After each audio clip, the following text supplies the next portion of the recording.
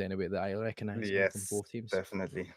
And I mean, looking on the left side, we see a ton of purple units just spaced out for some Falconetti and Phalanx in between. And on the right side, we had a bit more golden units mixed into the setup. So I think Ego just focusing on the 3 unit setup with 3 strong pushes, while the defense with TLC is more going for something like a two-round defense and then trying to win the match within the A and B point. And I think we will see in a few minutes if they have figured out a good way to do it. But for the moment, the pushes are about to start, and I think Falconetti for the attack are already starting to open the breaches and the gates.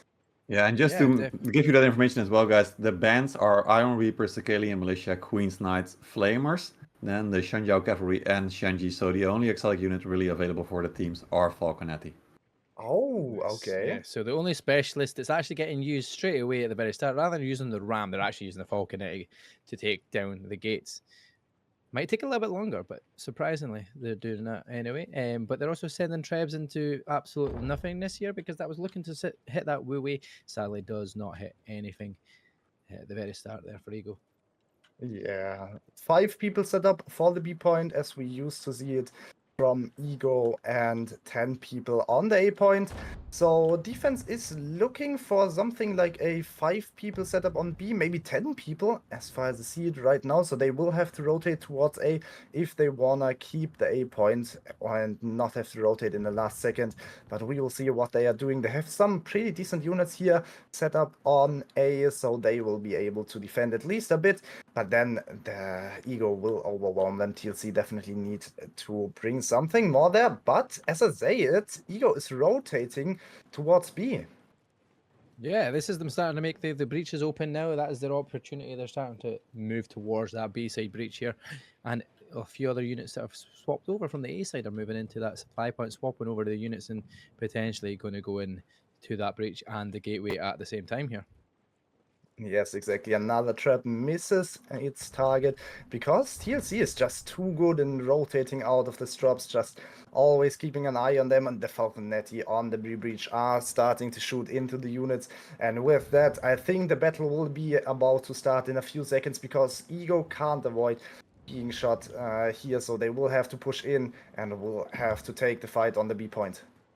Yeah, then Falconettis from that supply point were doing some good damage there, potentially on the Ego players that are pushing in from the breach, but eventually that has changed and the rotation comes in from the A side, from the defenders here. They're coming across the bridge, and as that happens, Ego sends units into the A zone as well, so they're going to be getting hit from 3 different directions here. If you are TLC, this could be a difficult task to start with. Yeah, definitely nice 3-side push from Ego, just sending in 5 players every direction, but it seems like TLC is still managing to get it. One shot shot in the special units, Ruttans and Falcos are getting jumped, and then on the point, the infantry is just doing a great job here. TLC managing to still getting rid of the players of Ego here on the B point, but looking at A at the same time, there's just so much going on there. Ego just wiping everything that's there from TLC and now able to cap the A point, almost halfway done. Just a pike, 2 pikes and a longsword trying to block it. A lot of pikes here on the American servers, to be honest, and they are just trying to block as long as they can, but they need support here, which is coming from TLC. Yeah, definitely. Need to just kind of find that momentum in the round there for Ego. They're coming around the back with a flank here, but they are trying to advance here with the phalanx unit on the A zone here and potentially go around the back with their cavalry. They could see them coming in, a couple of sets coming in to do that right now. Yeah, definitely. Cavalry, just companion cuff is so quick. They can rotate around everywhere. And that's exactly what we are seeing here. Companion cuff coming in from both sides. Strong cuff, quick cuff. And they are dealing massive damage here. But the phalanx on the point itself is doing a great job in keeping safe, keeping protected. Meanwhile, in the background as well, at B, they're starting to cap a wee bit of B here as well. So they're starting to make headway in both points, but not really gaining the momentum in terms of a complete hold on any of the 2 points here at the moment. Yeah, definitely. A B point still in the hand of the defense, and A point as well protected. So we will see another round of attack coming in for A and B, and I'm looking forward to this A point push because it seems like that's the only one. It's a full cav momentum coming in as well from the Eagle here. They are sending as much cavalry through this gate along with the phalanx unit up the front there. They're looking for this flanks and trying to take the A zone here. They're the closest to being taken away as well, with only 3 minutes left on the clock. Yes, and 3 minutes might not seem long, but I think that's definitely enough for Ego to at least push onto the point with this one push, because the defense has 3 units of phalanx, but there's not much there to support it. Some range, and now the Falconetti just raining down fire from far away, but the phalanx won't be long there, especially looking at how many units are coming from Ego. TLC have 2 units of phalanx on either side here of Ego on the A zone, so they're kind of pinching him in the center on the A zone, and they're not managing to get that cap when it's only about 2 seconds away. A couple of cav charges are doing a good job in the background over here towards the bridgeway as well. Yeah, finally, Falconetti from Ego are starting to shoot on the point and are dealing damage closer range than the Falconettis from the defense, so they will be dealing more damage than the defender ones. And the trap is doing a great job here on the point, so we will see how it turns out. At the moment, TLC still has the upper hand here. Yeah, exactly that. Falconettis are raining down from the doorway here at the gate. They are starting to send them straight onto the A zone to gain some more momentum and more forward push here as they start to make their way forward onto the point. They're needing a few more heroes in because they have the advantage in numbers. They're only down to 7 in the defense, and now Eagle will start to make that push here. They're going to have to, or else they could be losing this with only 1 minute and 50 seconds left on the clock. Yeah, one last unit of phalanx and Imperial Pikes on the point, trying to keep the units from Ego away, but Ego doesn't have that many units, so they will be successful here. Ego now coming with some more units, some Wooey, Man-at-Arms, and Halberdiers here for the point, and the trap might hit TLC directly in the face here. Yeah, Ego are throwing so much numbers at this point in time, and they've lost so much units that they're going to be stuck with just 1 and 2 star units by the time it gets to the end push, if they eventually do cap A or B here, and that will give TLC the best opportunity here to win this matchup here. And looks like they're just going to defend it here on A and B here, because they're managing to hold off every single push here that Ego have tried to put in. Yeah, definitely a 2 times gold setup working out perfectly here for the defense. Ego not really having a good time coming onto the point. We see so much blue on the A point, and with that 50 seconds left, I don't think Ego will be able to get in the 4 seconds and that they need on the point to win this match here. No, it's going to be a tough ask anytime, but they're down to 7 heroes alive. Make that 6, 35 seconds on the clock. I think TLC are going to just start pushing them out of the gate and into their own front yard here. Yeah, definitely. That's a Zelly out coming from TLC. 20 seconds left. No chance for Ego. Good job done by TLC here in the defense. Quick match once again, as we're used to see it on this map. And I think that TLC definitely has a good point attacking this map. Yeah, it's a very good effort on the defense here. It's very difficult to defend A and B, but TLC shown how well it can be done and how easily they've done it. They've got a 400 unit advantage by the end of the matchup there. Yes, definitely. I'm really looking for their attack. Yeah, look at that sounder. Ego out of the city, and then at the end, even being able to sell you out. Yeah, exactly that. Perfect. TLC was bringing like 5 times pikes, so I think most of the muskets will change towards pike in the middle of the match when the match is going on, and the muskets are no longer needed. But in the beginning, they will try to maybe find some Rattan marksmen or the Falconetti with their bombs, and would be definitely happy with that. Yeah, definitely. It's going to be interesting to see what the standard is here for the defense for Ego, and are they going to be able to live up to the TLC defense? We'll have to wait and see here as we get underway. Yes, here we go. We see TLC in the attack, putting up a similar setup as we've seen it many times before, with 5 on B and the rest on A. And oh my god, look at those muskets just damaging the wall. wiping the wall here. Very interesting strategies, considering they've got Falconettis, but they're using the Falconettis to try and shoot over the wall at the moment here and trying to find any units that might be set up in the defense. Not managing to find anything yet, but they are starting to make players of Eagle trying to move around a bit. Yes, exactly. And we see if the muskets are dealing quite a lot of damage here. The Falconetti still, I don't think they are doing a great job here. They are hitting some units, but in the end, that's not what really matters. I mean, this map has so limited time, and then not using the Falconetti to quickly shoot the breach open, but using them to shoot over the walls and hitting like 1 or 2 units. I personally don't think that's the right decision here. Yeah, I mean, they've got the walls done. The breaches eventually falling here on the right-hand side towards A, but they're not even looking towards the B. Everybody's fully rotating from TLC, going all the way around to the A zone here. So they're going to full frontal the whole A side and maybe leave B completely for a bit, because we know how well that worked out earlier today. It was a full push straight through A zone. They gained the momentum, they gained the ground, and then they just pushed through A zone eventually, having to force the defenders into the retreating stage, and then that's when you can just snowball it from there. So TLC may be looking to do that. Yeah, definitely in TLC, maybe as strong as we've seen them in the round before. Probably go looking for the first round of fight to take immediate A control, and then with that B and C plus the outpost, and then only looking forward to the end cap. And I think if they lose this first fight, they will be in trouble, because they are wasting so much time here using the artillery, or not wasting time, but they are spending so much time here using the artillery and the Falconetti. It will be hard for them if they lose the first fight. Then they will be in time. Can we also show the tab screen at this point in time? Consider we're using artillery. I can see the units that are going to be getting hit with these artilleries if it does eventually hit anything. So we can see what's getting swapped over and traded out here. But so far, not really anything major really taken damage-wise. There's a few halberdiers that have taken a little bit of health off. Palace guys have taken a little bit as well. But overall, these artillery phases very early on Healing Fjord, you don't really see it very often. We've not seen it on the EU side. The NA side have got all of their artillery pretty much pushed up here, like 5 to 6 units of mortars here. Just sending that in along with Falconetti fire, but finding no units or nothing really to do damage with.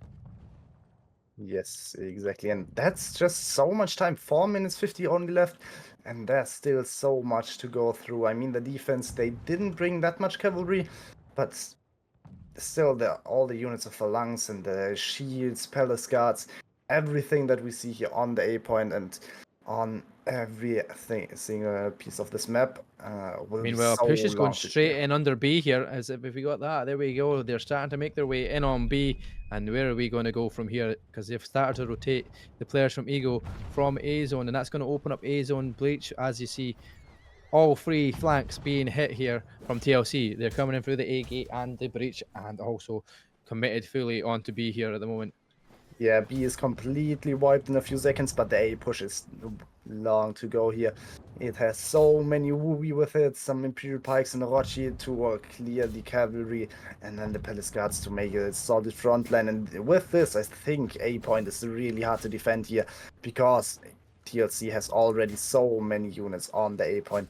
Just one short sword trying to block it, and then we will see how much they can. Well, that's going on. You've got Gilcho in the back. He's spotted the Falconetti, and he's going up at the top of C here to take out the Falconetti. That's a crucial spot there for Gilcho, and that's exactly what I'd expect from Gilcho to do. Very professional player, knows exactly what he's doing. He's finding the units in the back, and he's pretty much wiped to that Falconetti as the rest of his team are on the supply point to stop them holding and taking any more units out on that supply point up there as well. That's all going on.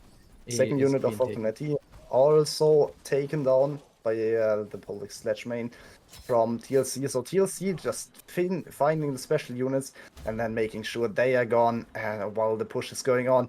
I think great choice here to send 1 or 2 heroes who will look for those specialist units, because Ego is not really protecting them well, which I think is really interesting and really surprising to see. Because he got them caught on the retreat. He was starting to move the unit, and then Gilchi comes in from behind with that pike. But so far, they're holding on Eagle here, but it's not far away. There's a few seconds in it here for the A zone, and the B zone is there as well. But the longsword managed to hold it off here. What's wrong? Which is the Eagle Mike once again holding off that push there on the B just himself as a longsword, trying to defend against the unit phalanx. He's finding his opportunity to get back in and out. Only 2.5 minutes left on the clock. Yeah, definitely. A point is almost capped here. Only probably like 4 or 5 seconds left to cap the A point, but there are lots of units placed here. 3 units of Phalanx, 1 Orochian, 1 Imperial Spear Guard, so they will definitely tank for a bit long, and it's only 2 minutes left. And looking at the B point, it's also not looking great. So both. Your walls just got absolutely ran over by IPGs and a unit of cav from the back. So they worked that pinch together well there and managed to hold off the B zone. Now with the last minute and a half left, TLC are full frontal with the A push here, and here it goes. This is the last opportunity you're going to see, and it's a lot of cavalry coming in here, looking to find the Rat and Marksman in the back here with that cav charge. Yeah, exactly, but so much Phalanx on the point for the defense, but will it be enough? Probably not, as the Falconetti and the Mortars are starting to rain down fire on the point. But here we go. Next unit of Phalanx will have to move on the point, because otherwise the point will be kept, and I don't see really a big chance here for Ego to go in. But here we go, the Yanyudaos are taking full hero so commit much. needed. They need a full hero commit here, or else this is game, set, match for them. TLC managed to cap the A point, and they're going to leave a lot of heroes here to die, because there's plenty of grape shots firing their way and doing so much damage to the heroes. We're down to only 5 heroes left, and this is where the snowball begins on Healing Fjord. This is where it becomes very difficult to stop. They'll be straight towards that C zone and straight towards that extra push here towards home. Yes, exactly. Looking at the units, it's not that bad for the defense. They have no tier 5 units left, but then at the tier 4 units, they are kind of even, so they can try to delay it a bit more, but the problem is the B point will give additional 2 minutes and the C point as well, plus the outpost with 1 more minute. So 5 more minutes for the attackers to gain here just by free capping those points. And I think 7 minutes is too much for a end point defense for Ego. But we will see what they bring for us as they set up next to the C point supply. That being said, we have seen it done. We have seen it done twice already today, that was all to do with artillery placement. But you notice Eagle have none available. They can't even defend with any mortars to defend the attacking side, and the attackers are only left with 9 units of artillery as well. So this is going to be difficult for them as well to try and find that opening here. But they have artillery to use and trebs to use still, so 6 trebs available as well. So there is a chance here. TLC have the numbers here as well, and potentially the hero lives compared to Ego after the first couple of battles. Yes, exactly. And looking at the units, there are so many blue halberdiers here for the defense. And just thinking about blue halberdiers, they are dealing massive damage, but then they are not tanky. They don't break any block, and I don't think they will be able to really withstand the power of the Phalanx and the Palace Guards that TLC is bringing. Yeah, definitely not. A few players limited to lower tier units, like it says, makes it very difficult. And then a couple of them are Rat and Marksman as well, do great damage, but overall in the fight, you just need to jump them, and before you know it, they'll be wiped out by a higher tier unit. Falconet is still on for I'm at your walls, who I don't know where he's focused at the moment just now, where the Falconet is down towards the bottom of the bridge, and he'll be looking to start sending the Falconet shots over the top of the bridge and onto the supply point potentially, where a few of the teams of Eco are positioned at the moment. Yes, exactly. And those Falconetti are dealing great damage, especially because the supply is blocked by one of the AI Berserkers, which is interesting to let this one live. And yeah, there we go. It's gone. Now the units can heal up once again on the supply point, but a long time they couldn't. And in that time, the Falconetti did great damage. Exactly, and they're sending units up that bridge here. They're starting to gain a wee bit of headway. They're using some extra mortars that they've got down there with a couple of sets of Falconettis who are starting to make their way up the bridgeway as well. And one set is still left firing on top of the supply point, trying to gain some ground here. And this is where it's crucial. The 2 pushes come in, supply point, and down middle push here. And it looks very favourable in Sea of Red at the moment. Yeah, and here we go. The middle push is just wiping through. And also the push from the bridge is not... And with that, I think 4 minutes 40 left. The marksmen on top of the hill are trying to make as much damage as they can, but they won't be enough. And the units, the infantry from Ego is just getting wiped by everything TLC is throwing at them. And then 4 minutes 30 for the end cap, probably 4 minutes when TLC is rushing to it is too much. So TLC really dominant here. Down to 9 players at the moment, and it's just going to get picked off as they go all the way up here. The longsword is being picked off here. There's a few players starting to pick on him, and that's going to be another one to fall, down to 6 heroes alive, and the marksman being absolutely destroyed by the longsword. He's got his palace guards up here to destroy the Laurent marksman as the field push comes on to home point, and there's really nothing that Eagle can do about it. There's too much of the attacking side pushing forward, and there's not any units or anybody spawning in with units at the moment in time. It's so far away. Yeah, and Ego just don't have units left. They have 39 tier 4 units, which is probably one unit of, I don't know what. We see a Wooby coming, that's probably the last tier 4, and then only grey units. So companion cavalry that aren't even out because people is dead completely. He's dead to rights. A lot of the heroes are completely out for Ego and can't come back in, and they've still got units to use, and that is the only units you're going to see on the map. It is going to be a sea of red. There's going to be takedown on his own, trying to take down every single unit and hero, but it's not going to be enough. And there we go. The win goes to TLC here on the attack as well after the favourable defense.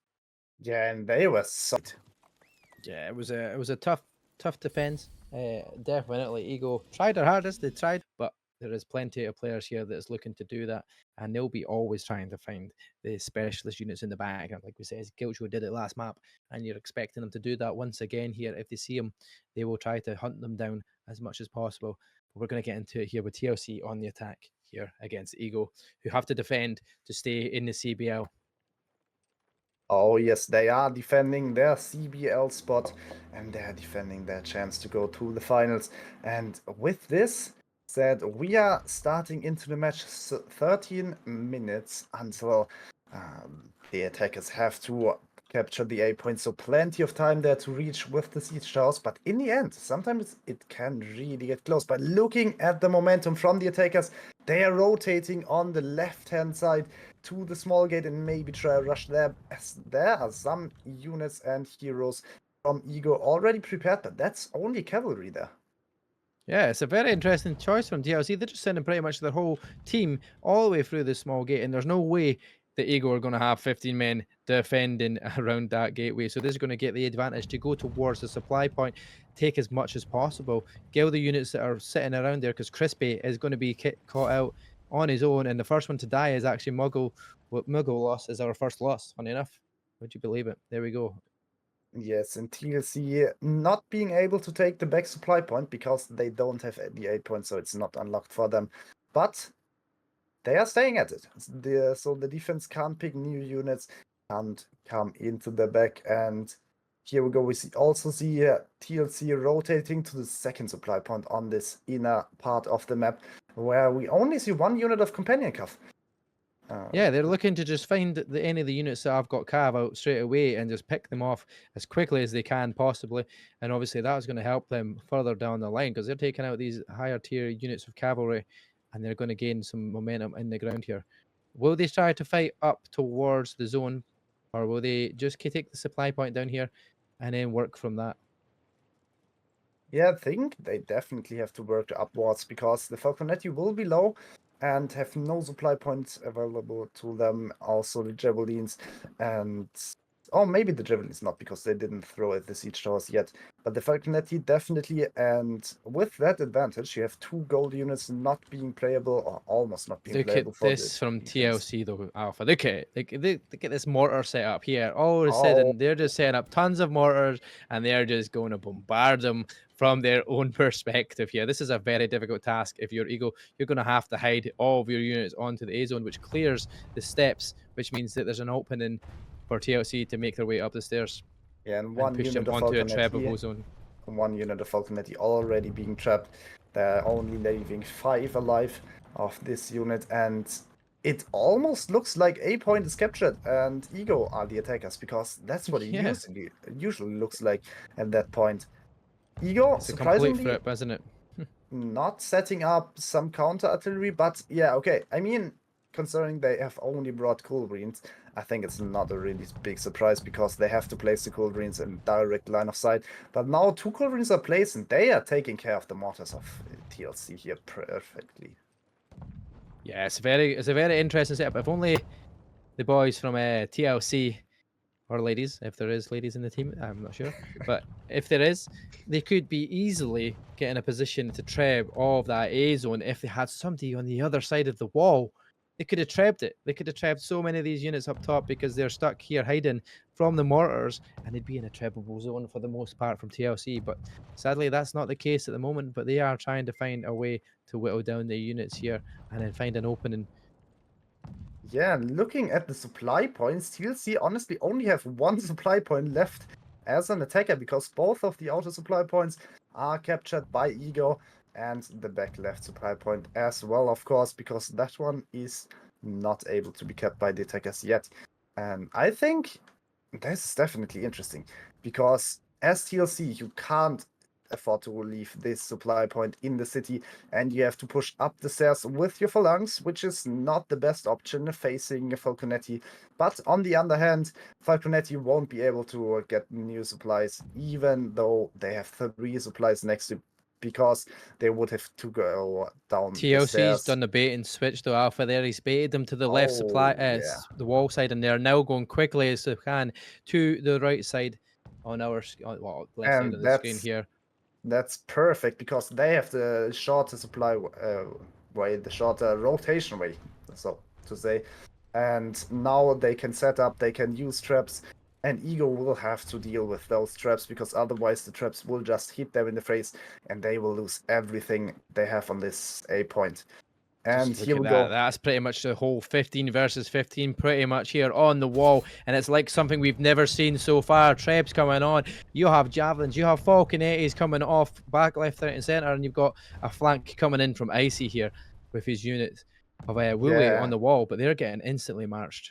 Yeah, and the Falconetti are just dealing so much damage. They will be low on ammo, so we will have to keep an eye on how long they will be able to shoot. But now, at the moment, still shooting, they are dealing so much damage. Trap is coming in, probably also hitting some of their own units if they are not slow enough at that point.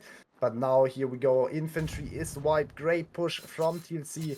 And with that, I don't think Ego will be able to defend this A point any way longer. I don't think it's worth your life as a hero as well to defend this point because it's most likely going to be taken no matter what you do here. But Crispy is still coming back up here with another set of units here, another set of Wooey coming down. Takedown goes to try and take out the grape shot, decides against it, and now that's going to cost him his life. He's got so many heroes on his back now.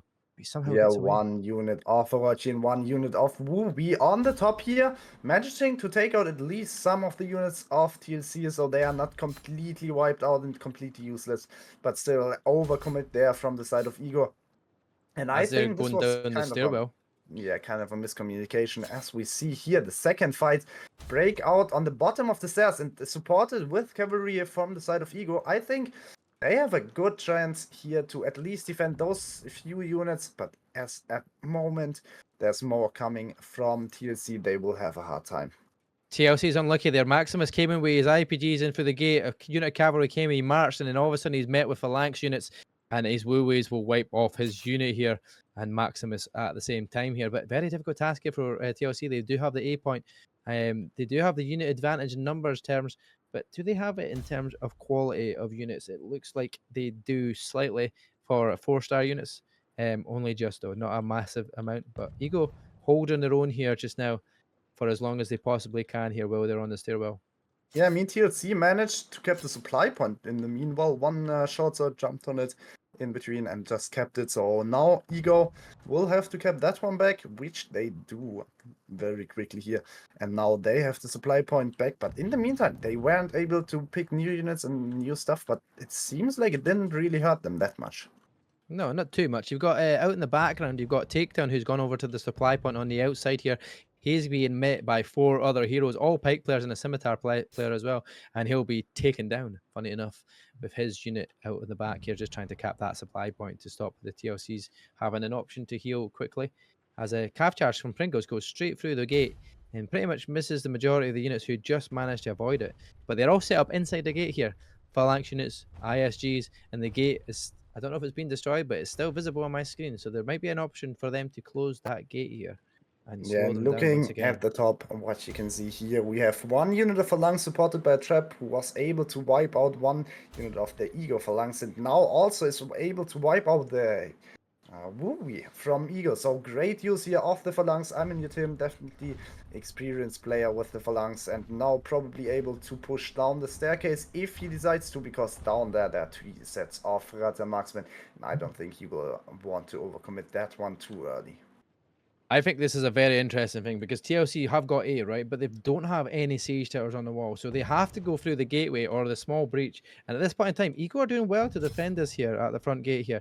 Maybe Oh, this is what the yes. part of the plan was in this whole time. And that's why they picked the walls. Because even if TLC try to push up one of the siege towers, they're literally 1 health or a couple of shots away. And they're still culverins and stuff to use them up top.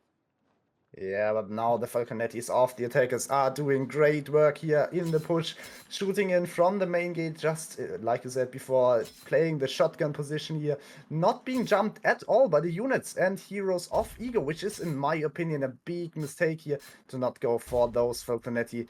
And with this, it seems like TLC is winning this fight as Phalanx, and now the Cav will take care of Ego. I think ASM3's Cav, though, is going to get met by the Phalanx here, and it's all about whether they could get the Yanyudao in the background here, the Phalanx units, but the TLC push is strong here, and they're managing to win that fight here with their Phalanx versus Phalanx. They will win the fight. The Cav will clear up the position, and now Ego down to 10 players, along with TLC as well, having to push towards that supply point now. Yeah, but TLC has so much stacked together, and the Palace Guards from Ego are struggling to survive long enough here. The units of Ego are trying to retreat. PP's destroying the Falconetti as well that's coming through the doorway here, but is he going to stay alive here long enough? There's plenty of heroes fighting him to try and kill these Falconettis, but he's not managing to do it, and he is just going to get pinged down by so many heroes. But one last musket bomb was enough to kill 7 Falconettis, so definitely sad for TLC losing more than half of their Falconettis here, just to the survivability rune of the musket. The sad thing with this now, though, looking at the Ego's units, they are very limited here. They are very limited. So many players are currently using a grey unit here, and that is pretty much the end of it all. When you see that happen, you just know your unit is going to go in and instantly get wiped by a 4 or 5 star unit straight out of the bat, and it's going to be a very much favourable fight here for TLC with the unit choices that they have going forward into this match. Yeah, definitely. And TLC bringing the healing archers, just making sure the units will not get a single scratch from those units that Ego is bringing. Even the Rata Marksman will just be denied with the healing. And with that, I don't think Ego has any chance to defend the end cap for more than 1 minute or so. At this point, Icy tried to send a flank in the background here. He sent his unit in. This Cav came in. He did not spot the phalanx unit that were braced inside the other Cav unit here.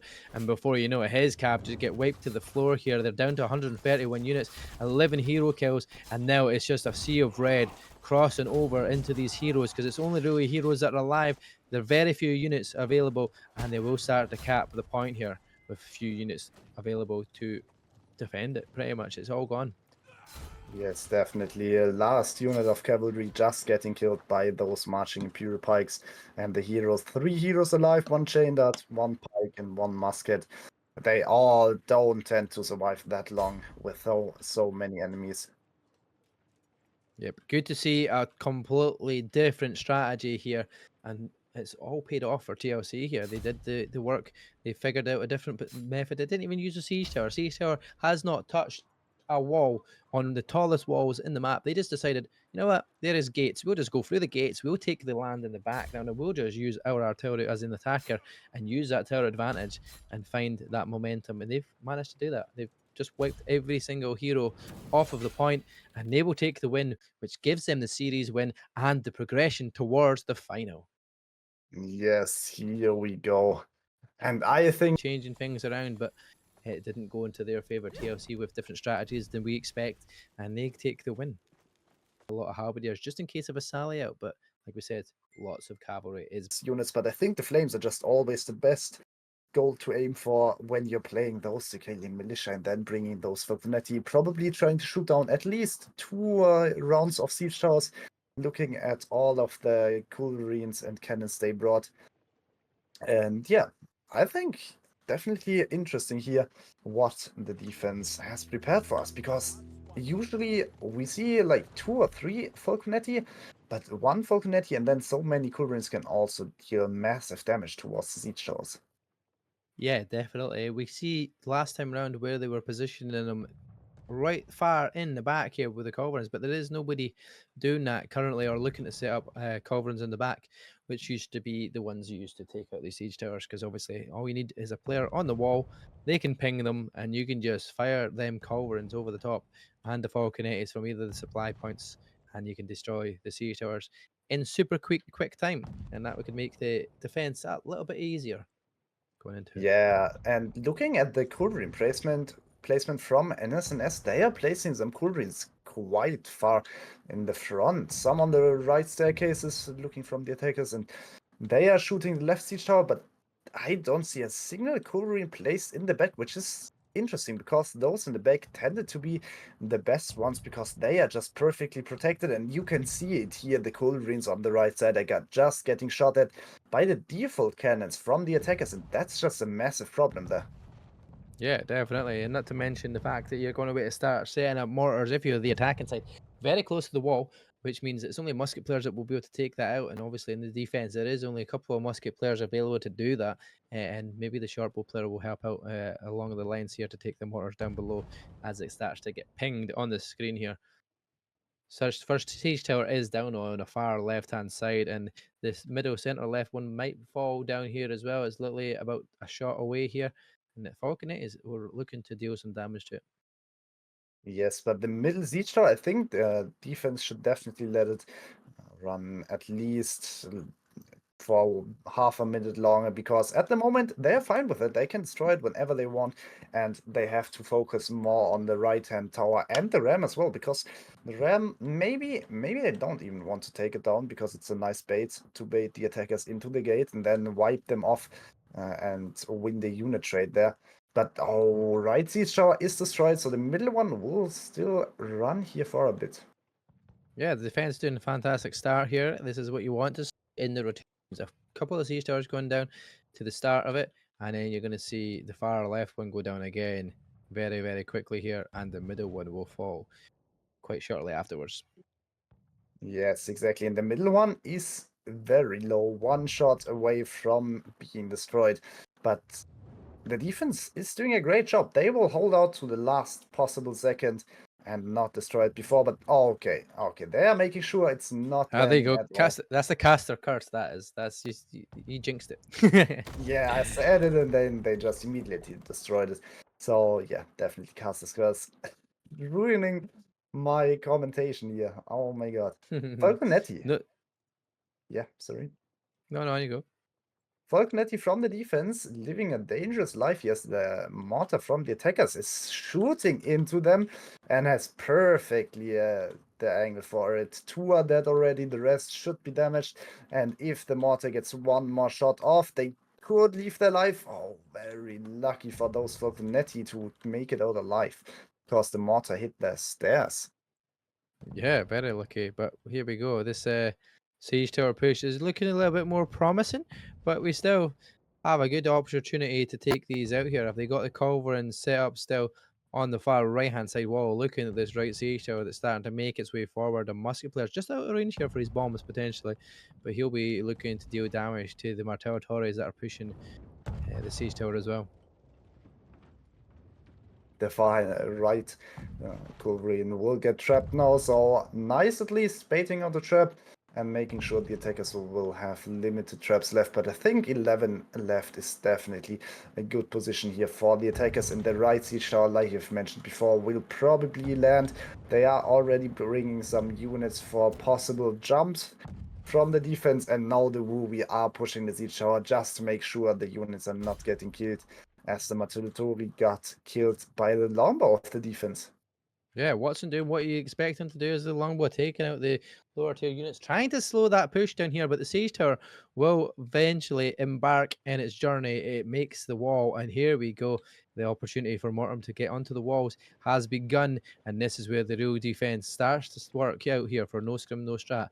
Do they defend the walls? That's the question. Yeah, 6 minutes definitely are a tough task if they want to defend the walls, because otherwise they would have had to destroy the siege tower once more to at least have only like 3 minutes 30 left or something when they start their 8-point defense. But I think 6 minutes is just far too long to defend the point, even though they get some nice Falconetti. Never mind Caster's Curse. Once again, they are just getting shotted by everything and are dying so quickly. Down to 5 units of Falconetti there from Deer for Life. He's going to be disappointed. Actually, make that 4 now because the tick of flame must have hit him and that wiped out the last of that one. So 4 Falconettis left. Not going to really be useful here unless they decide to put Platinum behind this building on A and start to aim them towards the opening of the Siege Tower as they get to the top. Yeah, and it seems like Mortem is not willing to push yet. They are trying to put the left siege tower onto the wall as well, maybe just to open up another opportunity to get a two-sided push in, or they are just waiting for the perfect opportunity to trap. We don't know, as they are not pushing yet. Nope, not at all yet. Just slowly biding their time. But there you go. They've not destroyed the flame dropper in the middle, and that just landed on a couple of the wee units there below, dealing some damage. But whether it got some kills, I'm not entirely sure. But dealing some damage, and that makes them push away from that zone as an Iron Reaper unit. And Wooey and a few other players of Mortem are looking to go in towards the gate here. Is it a bait or is it not? This one, wait and see. Wooey pushing in with the short sword, and they are going in here to try and get the flanks on the stairwells of no scrim, no strat. They're quickly moving in. The Iron Reapers are going to try and face up here, charging up the stairs here, potentially facing another unit of Iron Reapers, but the whole push comes in through the gate, and this is it. It's a pinch opportunity here for Mortem on the top of the wall as they're starting to get pinched from the A zone. Mortem definitely doing a great job with this flank here, getting some of the Cocos out and also denying the pinch opportunity for the defense. But the defense already did a great job here on the siege tower and now only looks forward to some of the units of Mortem that have been sent through the gate and up the stairs. And it seems like the defense is doing a great job. One more trap and we will see if this one lands, because this could deal so much damage. And it does. Couple of good shots off that one, but the last one, the first one, wasn't as good. I think they preempted it too early. What you need to do is kind of send your treb in advance to you pushing forward, and they never did that. I think they waited, and then before you knew it, the wall push from no scrim, no strat got past the trebable zone that was going to be hit, and none of the units took any damage. But the second time round, had a few there to take it. No scrim, no strat did decide to defend the wall, and now with only one siege tower on the wall and the gateway, there is still a chance here for no scrim, no strat to hold his wall here. 3 minutes left on the clock. And they're doing a good job considering we didn't think they'd be able to do this with the amount of time that was left at that point in time.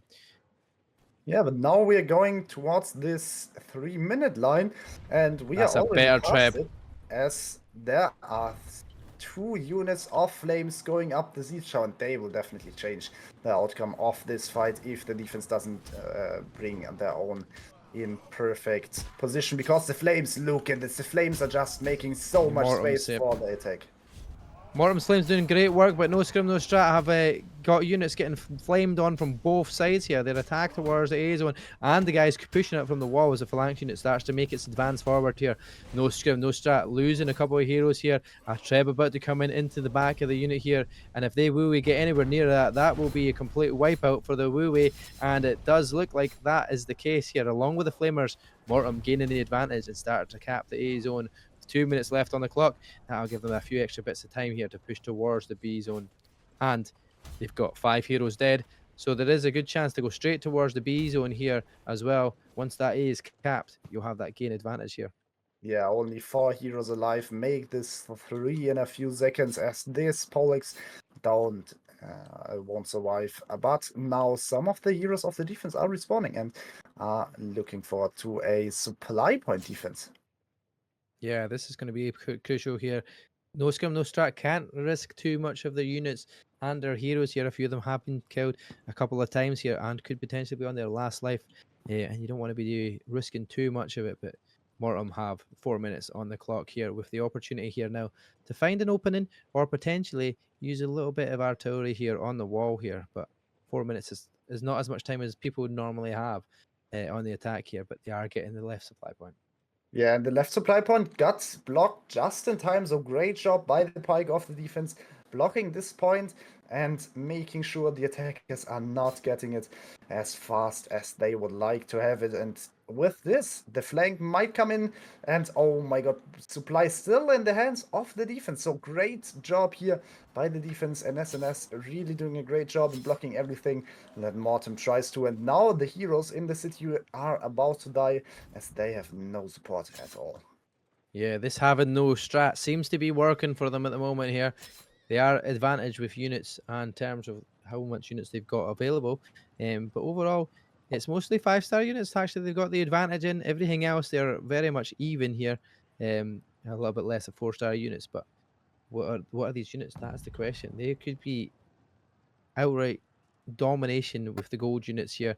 And by the looks of it, it's phalanx units and Iron Reaper still available here for the defending side of no scrim, no strat. So very strong defensive units ready for the Yeah, next and push of Mortem. only 3 minutes left to push on the B point, where they have no traps because NSNS will just defend the bottom of the stairs. And with this, I think Mortem is in a really bad position unless they will get a perfect push going here with maybe some flames and maybe their cocos they've brought with them. Yeah, there's not enough time. They're setting up artillery, but there's really not enough time here to do an artillery phase here. So you've got to try and make that push very, very quickly here on to B. Not to mention the amount of time it takes to cap a point. You've got all of these units of no scrim, no strat moving around the map, looking for opportunities to flank here. And it's a quick push here that has to be done for Mortem straight down the stairwell, but they will be met here by no scrim, no strat at the very bottom of the stairwell. Yeah, here we go. Flames from Mortem are starting to rain the fire in, and they will do devastating damage there. But will it be enough? We will find out in a few seconds as the push just proceeds, and the flames are really doing a great job. But now the cavalry from NSNS is coming in, and the phalanx is just not enough to stop it. And with this, it seems like Mortem is just getting pushed back. And it looks like the tide turned there. They've managed to wipe out the flamers here, and before you know it, the push from NS has managed to make its way through the Red Sea, and they will wipe out the majority of the units and heroes here in this fight and start to make their way up the wall, maybe if they start to kill extra heroes. yes, and with only limited time, 1 minute and 30 left, and no units almost, I don't think Mortem will have any chance to get in it, and NSNS will take the lead here. Yep, I think we call questionable from now on Moses as he parted that Red Sea here for the opening for no scrim, no strat to push their way up through the stairwell and gain that momentum on the fight here. They've eventually turned this around with only a minute left here. No scrim, no strat, forcing Mortem through the gateway because that's their only option in here with a minute left. Yeah, and those green pikes won't deal enough damage to the phalanx, and also the one last hussar will just be taken care of easily as the phalanx just pushes out, and this will be a Zelly out, I think, as well. Yeah, there, that's it. Zedrus leading the way out of the front of the gate here, along with Questionable, who is just now looking to find that supply point here. Kill the remainder of the Mortem players here on the map, and they're just going to try and get away with their lives because at this point in time, it's almost pointless. Gotchi's already left the battle. He has said, no, that is enough for me. We will have to wait and fight into map number 2. Yes, exactly, and a great defense here from no scrim, no strat. I didn't expect it to go that well, especially because they started with 6 minutes on the clock on the A point, then even lost the A point, but still managing to not lose too many units, not lose too many heroes. I mean, they were down to 4 heroes at one point, and then they still managed to set up on the point on the buses and to a complete match loss there. Yep, exactly that. Trying to take out the siege towers, just like NS did to slow down that time, give it very difficult position for NS to make any good headway on the top of the walls and give themselves that artillery phase, which you don't want any team to do because attackers have so much choice of artillery placement and position if you manage to get the wall and get the A zone. So that's where it gets a difficult task if you're the defenders. Yeah, exactly. And I mean, the attackers, they will definitely watch out for Zelly. I've seen, I think, 3 or 4 companion cavalries in the attacker lineup. So they're expecting a Zelly, which won't come at all because the defense just don't have any units for it. But yeah, always be prepared, I would say. Yep, always be prepared. Plenty of muskets for the defending side, though. They have at least 6 musket players here on the wall. They're going to definitely try to deal as much damage to the units pushing and the siege tower as it goes with the bombs and their caltrops and such like here. And hopefully that slows it down and that gives them that opportunity here because they need it and they need as little time as possible to defend the A zone and potentially any further forward in the map if no Scrim, no Strat do eventually take the A zone. The less time they have, the better it is for Mortem. Yes. And here we go. We see artillery work coming in from the attackers, but the Falconetti of the defense just sitting in the safe spots and shooting from the ground of the city towards the two front siege towers. And the one on the side is ignored by the Falconetti, but is focused by a ton of culverines and cannons being placed on the A points behind the building.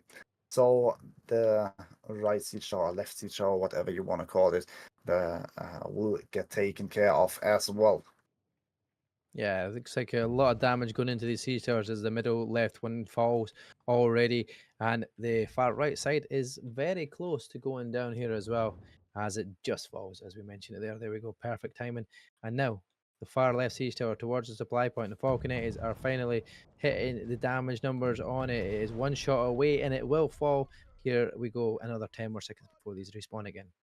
Yes, and that's great job done from the defense. I'm still looking for the culverines in the back, but I don't see them again. So America definitely not willing to put their culverines so far in the back, just placing them in the front on top of the wall as we use it from normal sieges. And I think that's a bit missed opportunity there for those culverines because they are so precise and the siege towers are so big that you can easily just shoot them from the back, and they are just so much more safe back there. Yeah, I mean, with the amount of culverins they've got, if you just spread them far enough and wide enough on the front of these walls, there's plenty of space on the walls. It's just all about making sure it takes a little bit longer for the attackers to spot them and then eventually use their artillery to take them out of the map here. But there's always players pinging from up top of siege towers, trying to ping all of that artillery for the people that are on the floor with their artillery to take them out. Yes, and they are doing a great job. I've seen several culverines either being trapped or destroyed by the mortars on the bottom.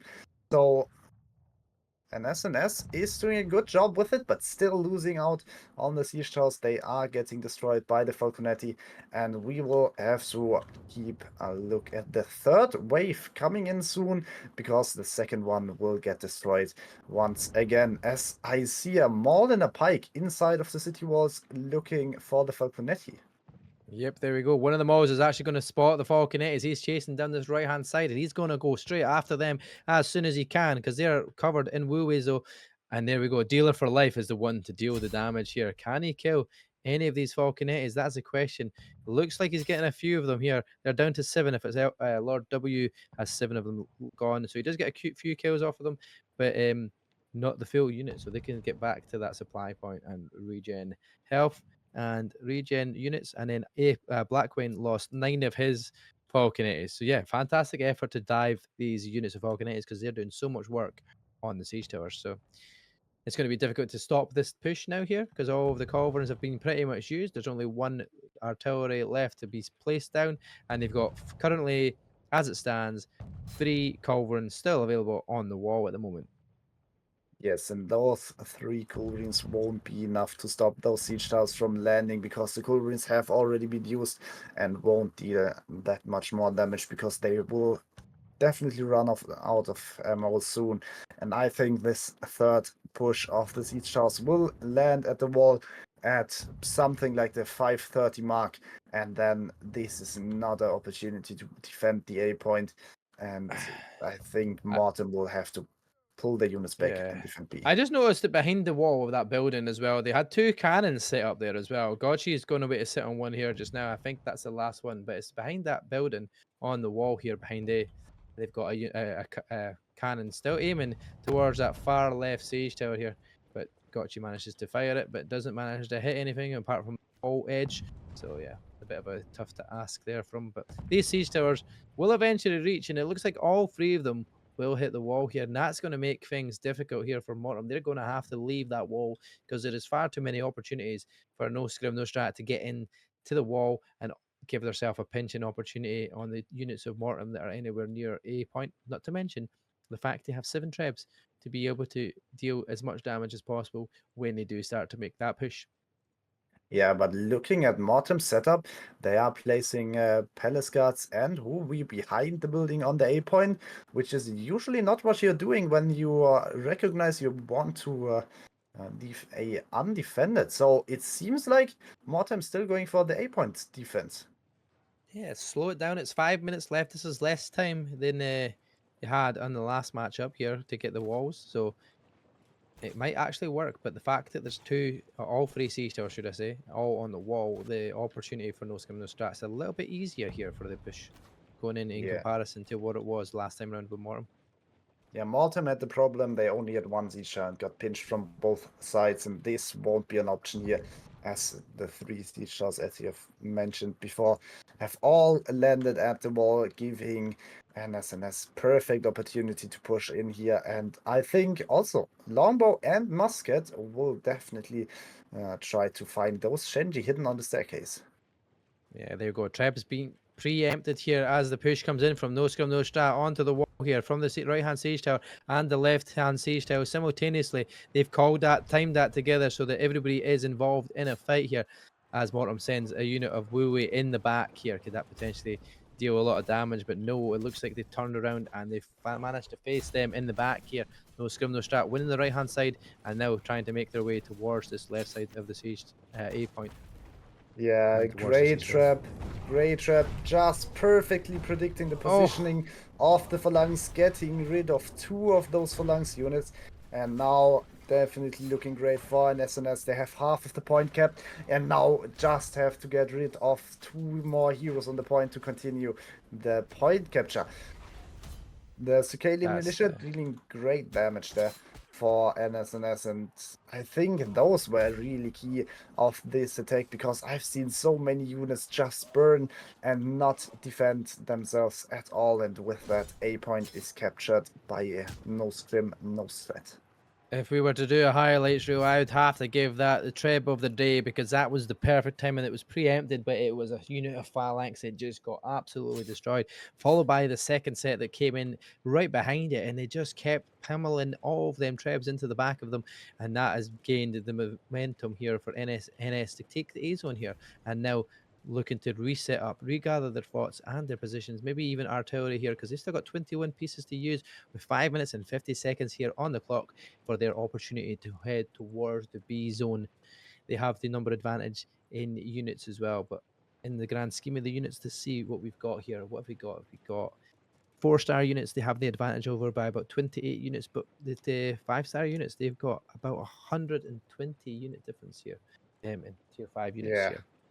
And those 5-star units will definitely make a big difference, because that's probably Phalanx units, Flames I see here, also the Falconetti, and probably at least 1 or 2 units of Cuff, even though I just realized Heavy Cuff and Yan Yudao are banned, so probably no Cuff. Yeah, it is majority Phalanx and Iron Reapers. Yep, it looks like that way for them all. There is Companion Cavalry, but that's a purple unit, so no 5-star solid units here. And they've also still got Mr. Billy D has his Falconetti gunners.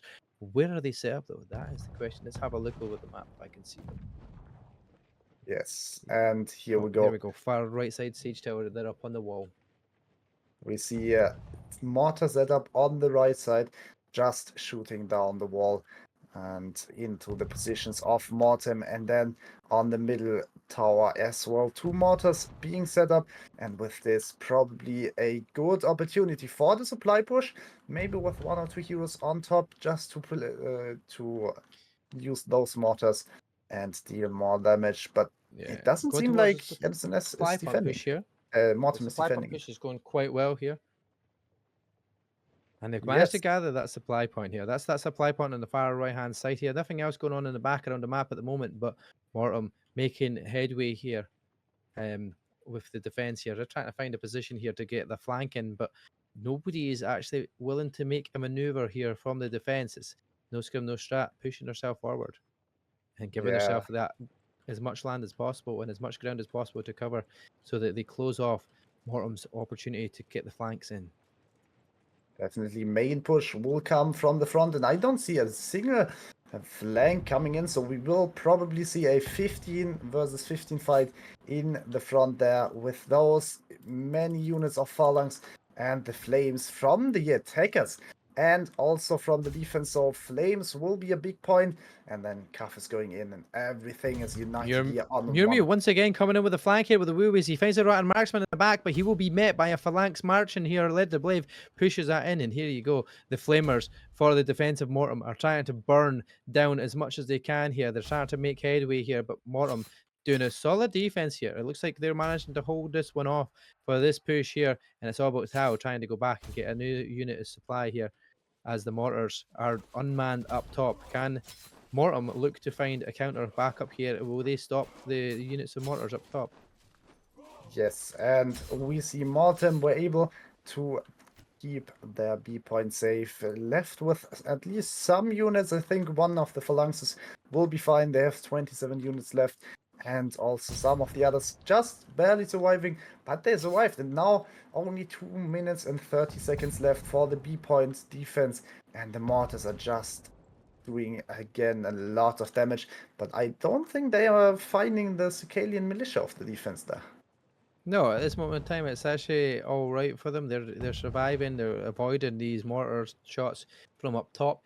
And there's one hero that just gets picked off. Your demigod gets picked off from Red the Blade here. He went towards the supply point. I don't know what he was doing there on his own as a short sword hero class. It's a strong enough class, but on your own without any units, he does get his units who are halberdiers retreating now, and he'll be getting picked off here by Tao and team.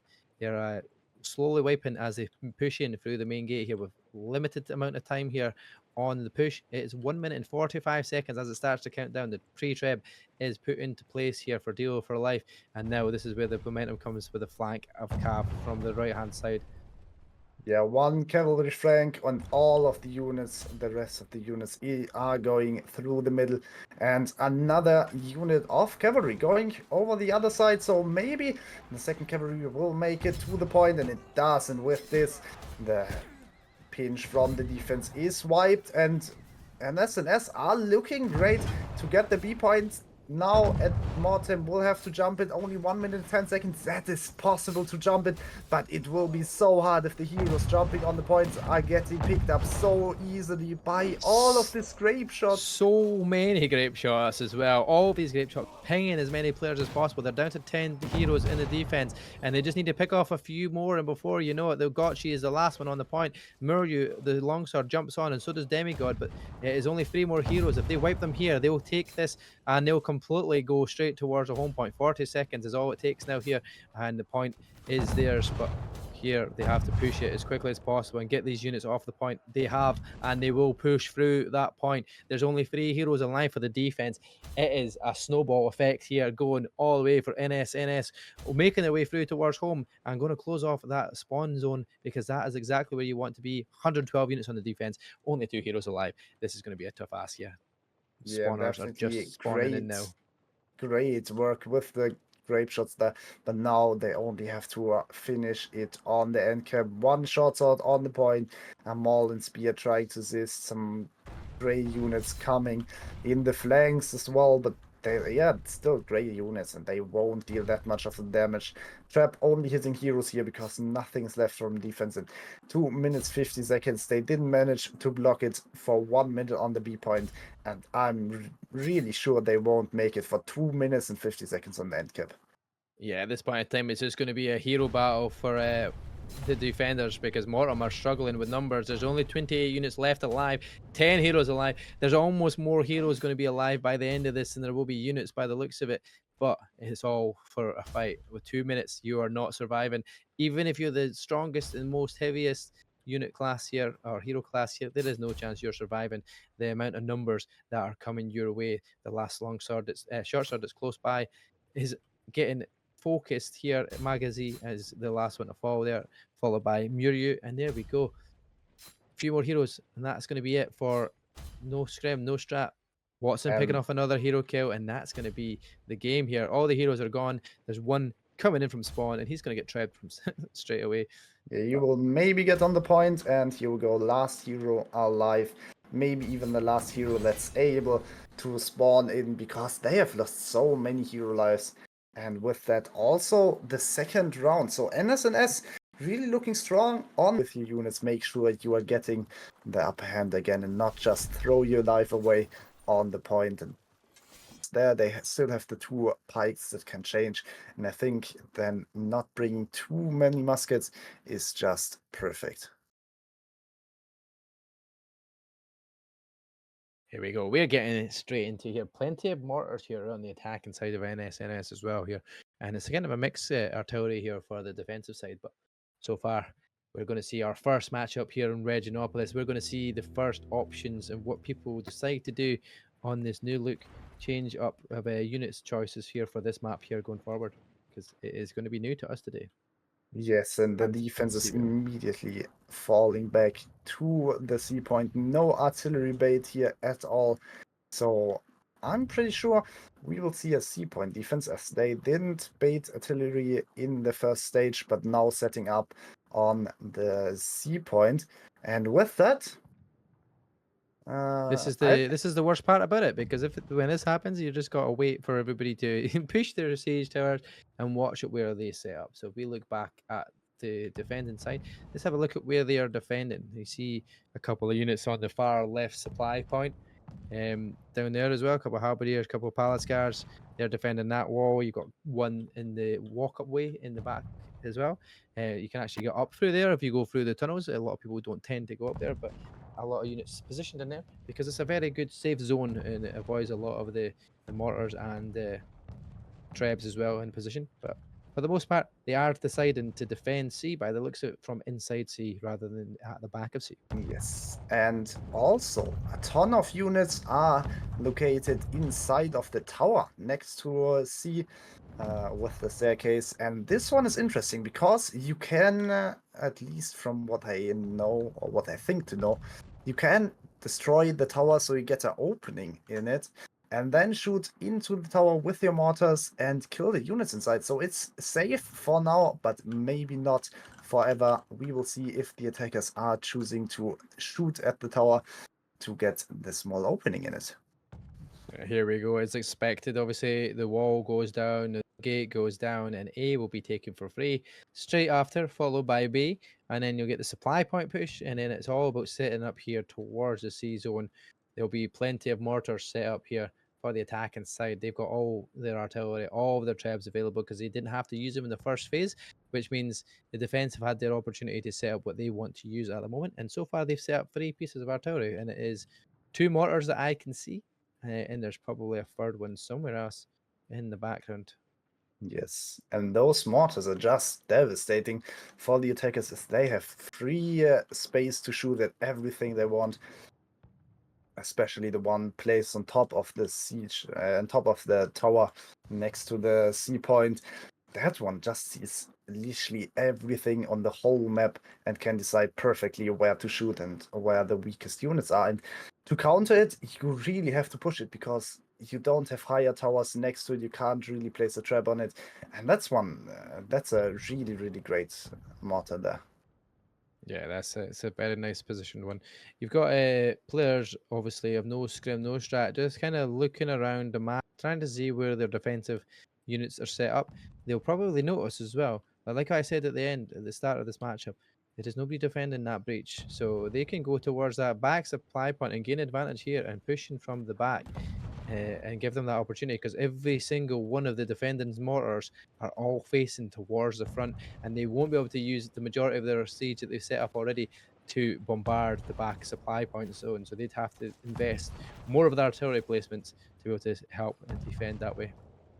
Oh, and one unit of Imperial archers was located at the front gate on one of the towers, immediately getting shot at by the longbow of the defense. So great job done by him, forcing them away and making No sure Scrim, that no Strats making that push though. They do notice the units are not in the back here. They're going towards the back entrance here, going towards the supply point, going to capture that and gain an advantage here going forward. Now all of the artillery pieces so far that have been used are all facing the front, and they're all trying to bombard them as they go into the breach. But the zone and the supply point will go to no Scrim, no Strat. That's going to make it very difficult for Mortem to try and get out. They do have the supply point down on the left-hand side, but they do have to go in the stairway, down the stairway, and get themselves caught out in a small tunnel zone area. It could be a very difficult task here going forward here. Yeah, and the mortar in the back from the defense. it's The been mortar taken over from the defense. Yeah. Yeah. Used by the Techno. And now, oh my god, look at this. They're just getting a ton of mortars here.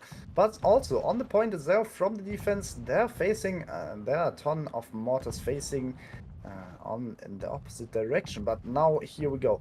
You can see the longbow of the attackers just standing on top of one of the towers next to the point, and he will just take down so many of those mortars over the time, because he has free line of fire and can place traps, can maybe even place one of his artilleries, maybe a culverin or something like that.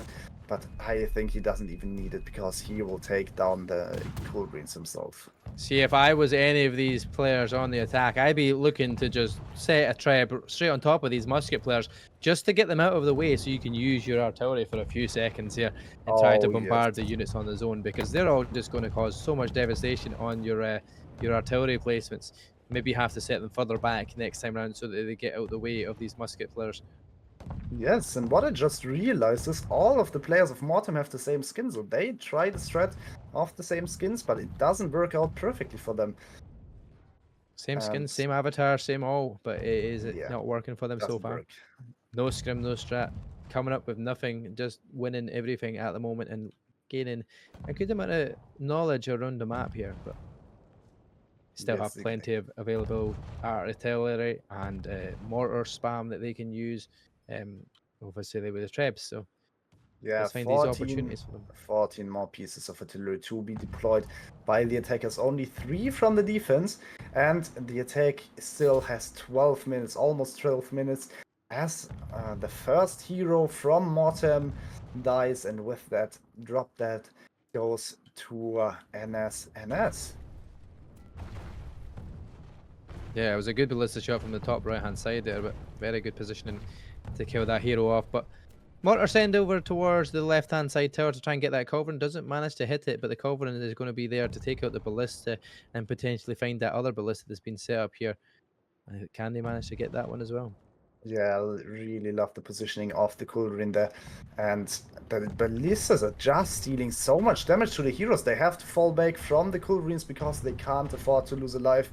Because every single player that is respawning, we can see it. Oh, you Savages fell off the wall, though. That is a very difficult situation if you're a musket player, but he manages to backflip and get away with his life here. But they have managed to grab Box inside on the zone, and Gotchi will pick that kill off there. There you go. Ties it up with hero kills here. The big problem with dying on this map is you will respawn on the end cap, and you are just free farm for the attack. The one hero that died before was respawning on the end cap and immediately losing his halberds there. And another defender died. It almost looks like the last match here for no Scrim, no Strat as the defending side rather than the attacking side, but it's just because of the position on the map. It's so strange to see, but yeah, the attackers now. Call unit cavalry looking to go in through the small gate here. It does go in, gets a few heroes, but they're stunned because they got, obviously the hero died, so they retreat through that gateway. Yeah, Mhm. we have seen also before Fatalnetti retreat. So changing units on this supply point is really, really dangerous for the attackers because every unit they retreat, they are about to lose because it just runs straight into the C point, where usually it's not a problem, but in Just like this this matchup, cavalry unit that's about to do the exact same here as well. Dealer for a Life unit is going to get picked off here as it retreats. Very silly, but they just disappeared quickly enough there to not worry about it, thankfully, yes. for Dealer for Life.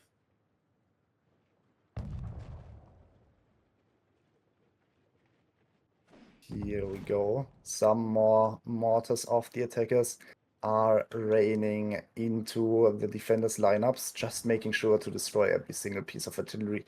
And the ballista on top. Watson's ballista just doing some more additional damage there.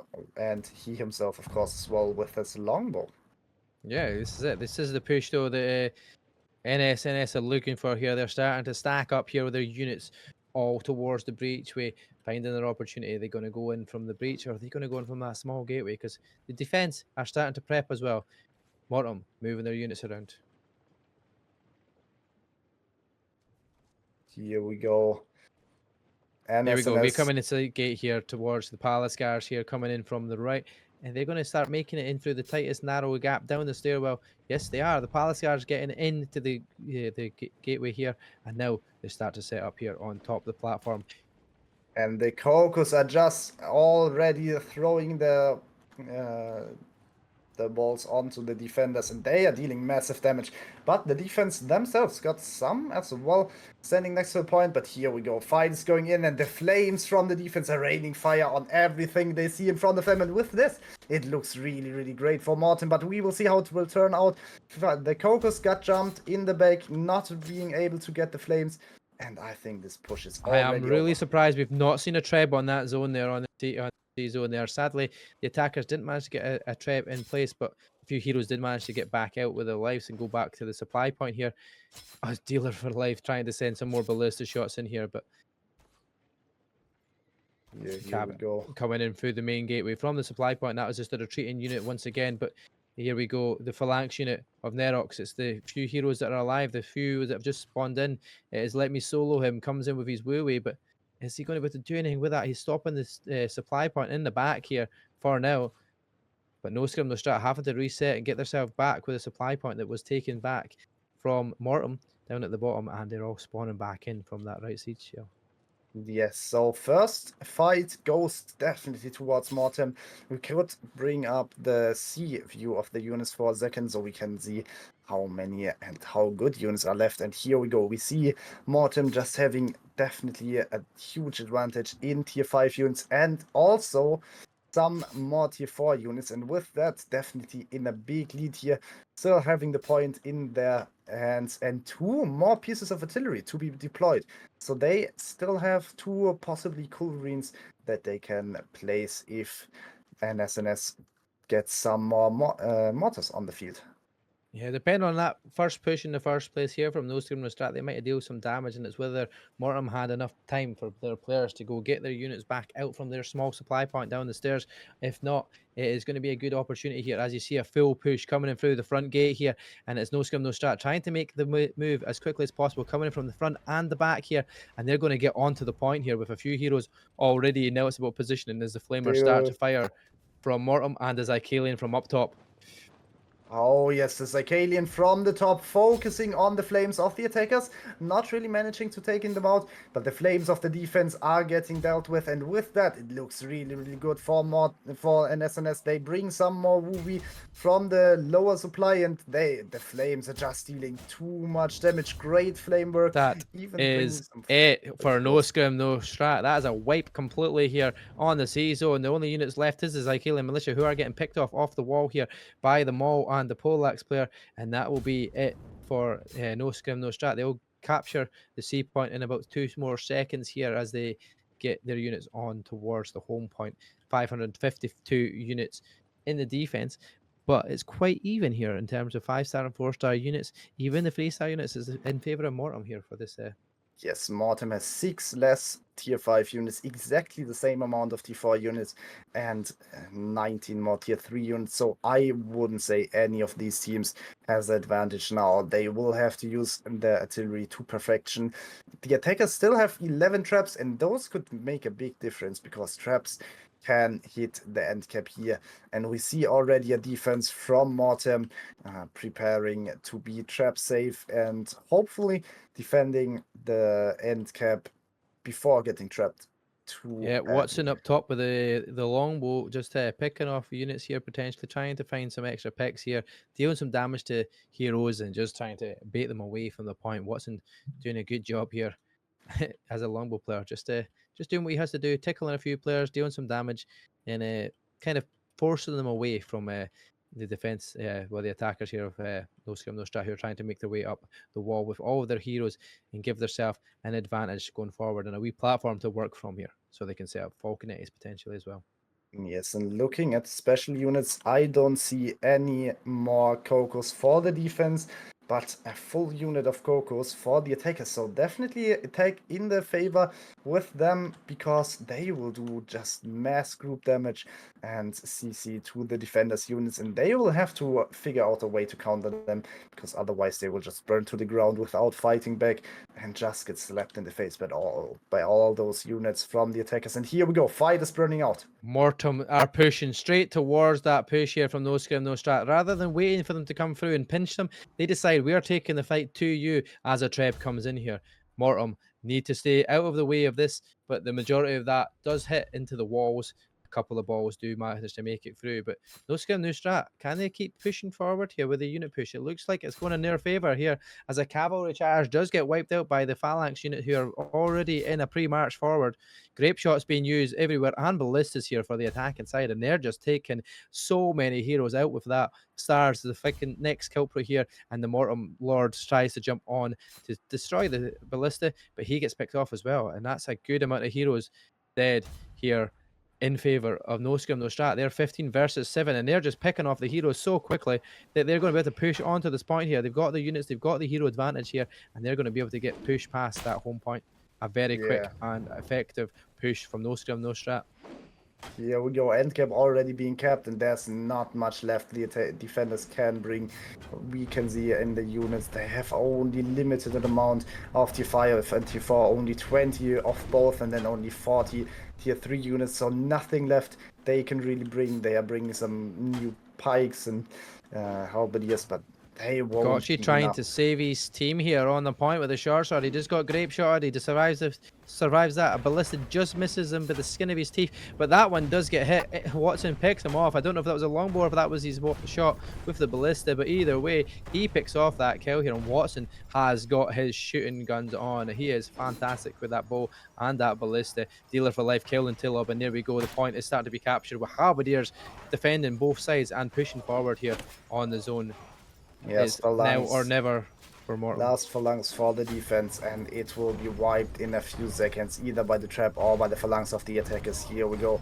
We see point getting capped even more, and the defense 4 minutes 30. No chance for them. This will be GG's for No Scrim, No Strat, and they will take their spot for the finals. Your final position for the finals here goes towards. And with that, they lost a ton more. Yeah, a difficult ask. No Scrim, No Strat take the win